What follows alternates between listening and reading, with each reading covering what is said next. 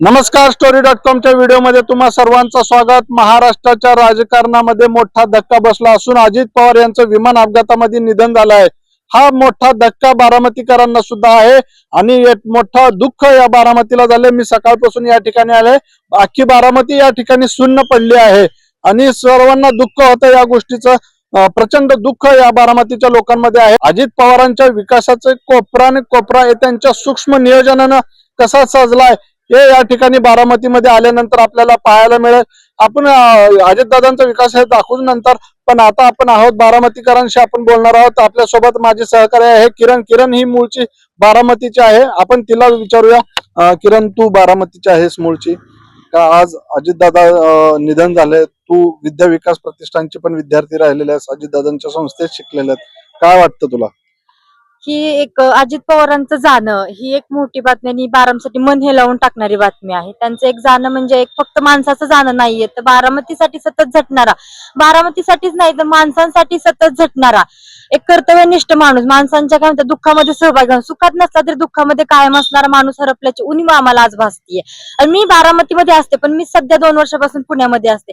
पण सकाळी मला जेव्हा समजलं की अजित पवारांचं असं काय झालं, म्हणजे मला पहिल्यांदा समजलं की प्लेन क्रॅश झालं आणि ते त्यांना गंभीर जखम झाली, पण मला असं वाटलं की अरे एवढं मोठं कसं काय। नंतर जेव्हा मला समजलं त्यांचं निधन झालं, तेव्हा मी माझ्या ऑफिसमध्ये फोन करून सांगितलं माझ्यासारखी तरुणी की सर मी आज काम करू शकणार नाही, कारण की मला बारामतीला जायचंय। का तर माझ्या बारामतीतला असा व्यक्तिमत्व गेलेलं आहे की ज्याच्यामुळे आमची आणि आमच्या बारामतीची ओळख होती, असं व्यक्तिमत्व गेलेलं आहे।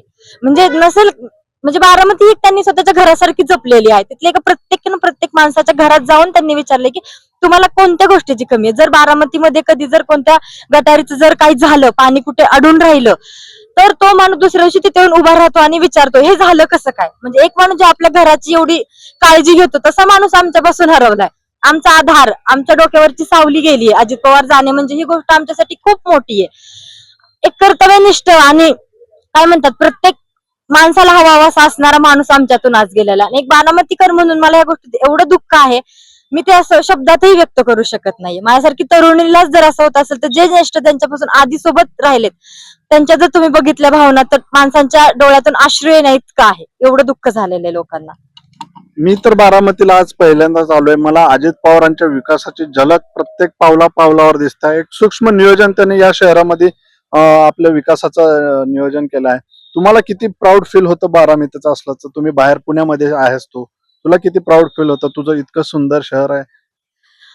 म्हणजे मी पुण्यामध्ये गेल्यानंतर मला खास काही वाटलंच नाही। मला वाटतं माझी बारामती खूप सुंदर, खूप शांत आणि खूप स्वच्छ आहे पुण्याच्या मानाने। एवढा इथं विकास झालेला आहे, तुम्ही पाहिलंच पूर्ण बारामती फिरून। म्हणजे रस्त्याच्या कडेला तुम्हाला घाण दिसणार नाही, प्रत्येक ठिकाणी वृद्धांपासून छोट्यांपर्यंत खेळण्याच्या, वृद्धांसाठी व्यायामाच्या व्यवस्था करून ठेवलेल्या। ते केलं कुणी? तुम्ही बघताच आहे, आम्ही सांगायची गरज नाहीये, प्रत्येक येणाऱ्या माणसाच्या तोंडातून निघतो अरे एवढा विकास।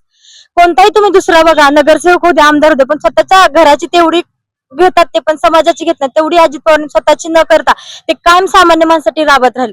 आणि एक बारामती करून मला क्राईम प्राऊड आहे। मी कुठेही जाऊ दे महाराष्ट्रामध्ये, मी तोंड वर करून प्रत्येक गोष्टीला बोलू शकते, का तर माझ्या मागे पवार आहेत ही मी म्हणू शकते। मी कॉलर माझी टाईट करून म्हणू शकते की मी बारामतीची आहे, आणि का आहे तर ते अजित पवारांमुळे। त्यांनी शिकवलंय जर आपल्याकडे तेवढं आहे, आपण तेवढं केलंय, आपण तेवढं करू शकतो, जेवढी क्षमता आपल्यात आहे, तर कोणालाही घाबरायचं नाही। असं व्यक्तिमत्व असं आमच्या डोक्यावर आच्छत गेलंय, तर आम्हाला असं होतं की आता आम्ही पुढे गेल्यानंतर आम्ही काय सांगणार, आम्ही कोणाच्या ह्यानी बोलणार। विद्या विकास प्रतिष्ठान ही जी नावाजलेली शरद पवारांची संस्था आहे, त्या संस्थेत तू शिकली आहेस आणि जगात जे नवं तंत्रज्ञान, जी नवी अभ्यास असेल ते बारामतीला हवंच, म्हणजे बारामतीला असायचंच असं एकदम नियोजन असलं। तू किती प्राऊड फील करतेस की विद्या विकास प्रतिष्ठान मध्ये शिकलीस? प्राऊड म्हणजे खूप प्राऊडली मी सांगू शकते। जेव्हा इथं एआयचं ते उद्घाटन अडाणी आलते, तेव्हा मी प्राऊडली सगळ्यांना सांगितलं, माझे कलिग्स असू द्यात, माझे फ्रेंड्स, की मी त्या विद्या प्रतिष्ठानमध्ये शिकलीये जे पवारांचं आहे। तिथं आता एआयचं उद्घाटन झालेलं, तिथे अडाणी आलते, म्हणजे विद्या प्रतिष्ठान त्यांनी बारामतीची जेवढी काळजी घेतली, जेवढं केलं नियोजन वगैरे, पार्क वगैरे, तसं त्यांनी शिक्षणाच्या बाबतीमध्ये छोटीशीही उणीव कुठे ठेवलेली नाहीये.